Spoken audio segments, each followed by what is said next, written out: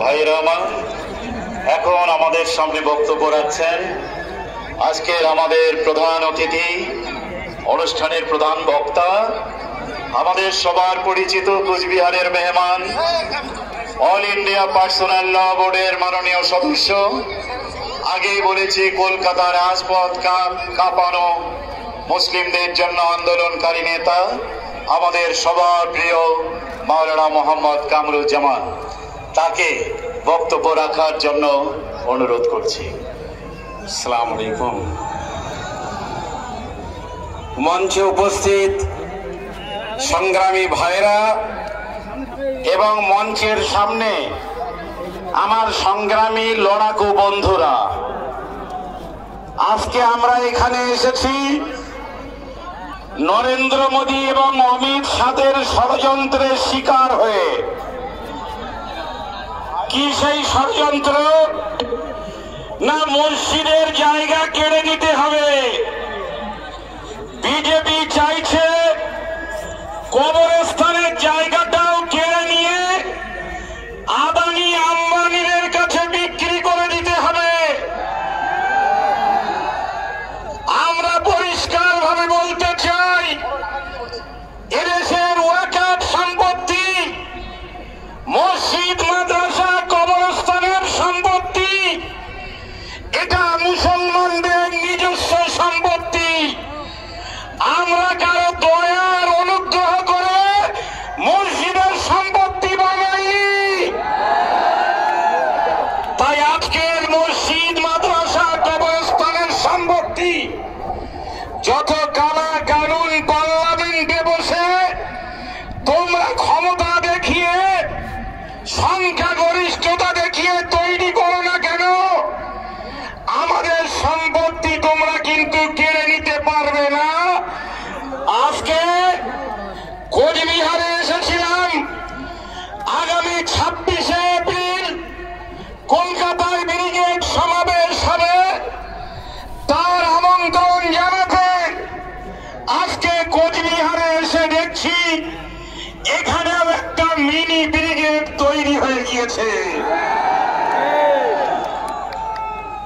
আমি সকাল থেকে দেখছি লাখো লাখো জনতা সমগ্র কোচবিহারের রাস্তা জুড়ে আইন মেনে, সংবিধান মেনে, সমস্ত কানুন আর বিচার ব্যবস্থাকে সম্মান জানিয়ে কোচবিহারের শিশু থেকে আবাল বৃদ্ধ বনিতা সবাই শান্তিপূর্ণ মিছিল করছেন। আমার অনেক ভাইরা বলেছেন যে বহু জায়গায় ষড়যন্ত্রের ফাঁদ তৈরি করা হয়েছে যাতে মুসলিম ছেলেরা সেই ফাঁদে পা দেয়। কিন্তু আমার বিশ্বাস, আমার ধর্মপ্রাণ ভাইরা, আমার ধর্মানুরাগী ভাইরা, তারা কোনোভাবেই বিজেপির পাতা ফাঁদে পা দেবে না। আমার পূর্বে এক আইনজীবী ভাই বলছিলেন যে কোচবিহারের রাজা ছিলেন হিন্দু, তার প্রধান সেনাপতি ছিল মুসলমান। কিন্তু জেনে রাখবেন, কোচবিহারের রাজা হিন্দু ছিলেন, কিন্তু তিনি বিজেপি ছিলেন না। তাই হিন্দু আর মুসলমান একসাথে থাকতে কোনো সমস্যা তৈরি হয়নি। রাজারা হিন্দু ছিলেন, কিন্তু তারা মুসলিম প্রজাদের সঙ্গে বিজেপির মতো অনৈতিক ব্যবহার করেননি। তারা যথাযথভাবে প্রজার প্রতি যে দায়িত্ব এবং কর্তব্য তা পালন করেছিলেন। ভাইয়ামান, আজকে আমাদের হিন্দু ভাইরা নারী আন্দোলনের বিরোধী, না হিন্দু ভাইদের বিরুদ্ধে আমাদের এই আন্দোলন কেবলমাত্র বিজেপির বিরুদ্ধে, বিজেপির যে সাম্প্রদায়িক নীতি তার বিরুদ্ধে আমাদের আন্দোলন।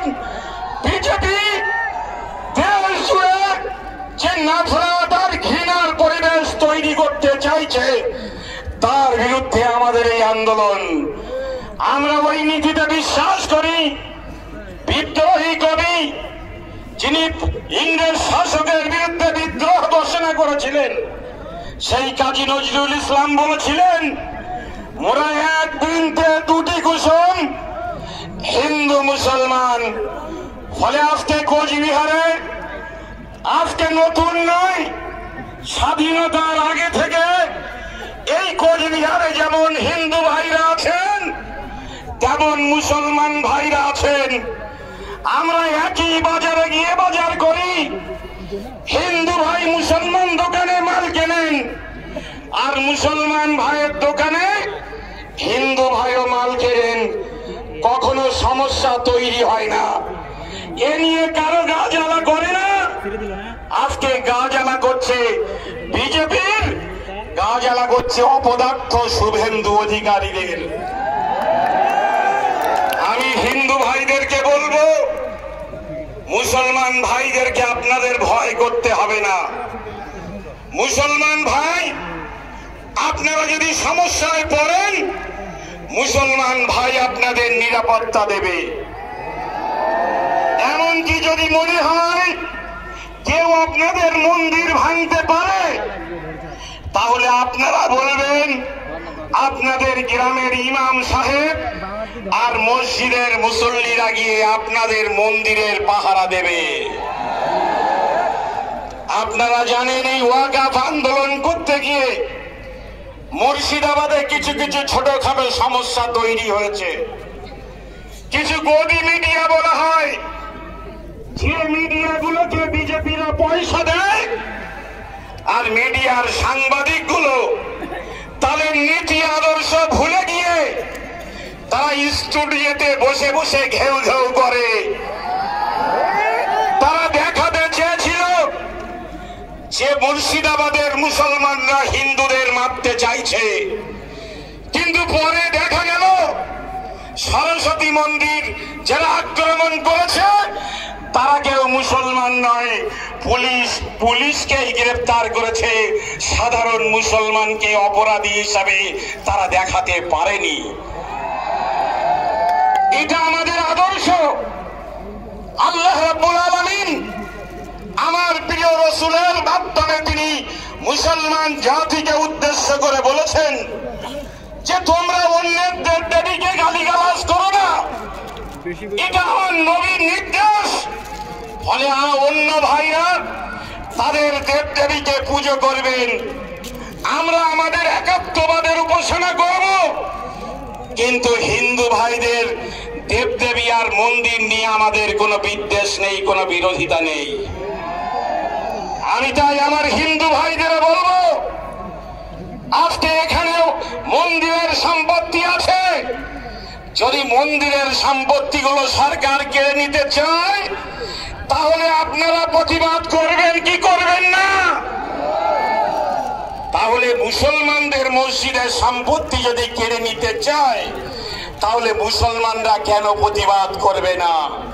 তাই সরকারের বিরুদ্ধে আন্দোলন, বিজেপির বিরুদ্ধে আন্দোলন। বিজেপি দেশ জুড়ে যে নফরত তৈরি করতে চাইছে, বিজেপি দেশ জুড়ে যে সাম্প্রদায়িক নীতি তৈরি করতে চাইছে, সেই নীতির বিরুদ্ধে আজকের আমাদের লড়াই আর সংগ্রাম। আমি আপনাদেরকে অনুরোধ করব, ভাই আমার, অল ইন্ডিয়া মুসলিম পার্সোনাল ল বোর্ড 22শে এপ্রিল থেকে 7ই জুলাই পর্যন্ত দেশ জুড়ে শান্তিপূর্ণ আন্দোলনের ঘোষণা দিয়েছেন। কিন্তু আমরা জানি যে এই দেশে যাদের কাছে উন্নয়নের এজেন্ডা নেই, যাদের কাছে বিকাশ বলতে কিছু নেই, যারা বেকারদের 2 কোটি করে চাকরি দিতে পারে না, যারা বিদেশ থেকে কালো টাকা ফেরাতে পারে না, বরং এই দেশ থেকে এদের সহযোগিতায় ভারতবর্ষের কালো টাকা বিদেশে চলে যায়, তাদের কাছে একটাই এজেন্ডা, যদি নরেন্দ্র মোদীকে প্রধানমন্ত্রী থাকতে হয়, যদি বিজেপিকে দিল্লির মসনদে রাখতে হয়, তাহলে হিন্দু আর মুসলমানের মধ্যে লড়াই লাগাতে হবে, অন্য কিছু দিয়ে ক্ষমতায় থাকা যাবে না।